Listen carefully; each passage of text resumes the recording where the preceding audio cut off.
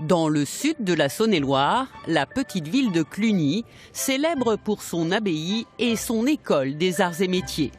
Si on avait dit à Antoine de Corson que c'est là qu'il installerait son entreprise, il en aurait été le premier surpris.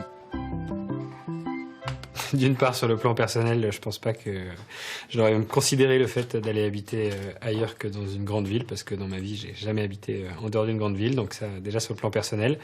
Et après, déjà monter une boîte, ça pour le coup, c'était plutôt une vieille idée, donc j'y aurais cru. Et la monter à la campagne, pour moi, une boîte ne se montait pas à la campagne, donc je pense que sur tous les aspects, j'aurais plutôt rigolé. Après des études de commerce à Paris, Antoine de Corson a travaillé pendant 8 ans à Londres. Et s'il a choisi de se mettre au vert, c'était d'abord pour des raisons financières. Quand il a décidé en 2013 de créer sa start-up, une plateforme spécialisée dans la réservation d'hébergement pour les groupes.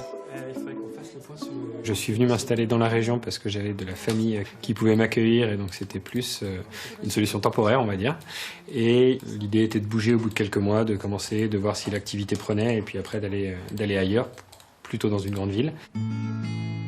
6 ans plus tard, son entreprise est leader européen du secteur. Mais Antoine de Corson n'envisage pas de quitter Cluny, où il vit aujourd'hui avec son épouse Priscilla et leurs 3 enfants. Pour tous, Londres n'est plus qu'un lointain souvenir. Moi, je souhaite vraiment qu'un jour, dans le futur, on emmène nos enfants voir autre chose, l'étranger, etc. Mais pour l'instant, c'est pas notre souhait. On est bien, on est heureux. Ils sont dans des écoles qui sont super. Il n'y a pas un manque de la ville. Aujourd'hui, on a trouvé un équilibre, un très bon équilibre professionnel, personnel ici. Donc, on ne remettrait pas ça en question pour le plaisir de remettre ça en question.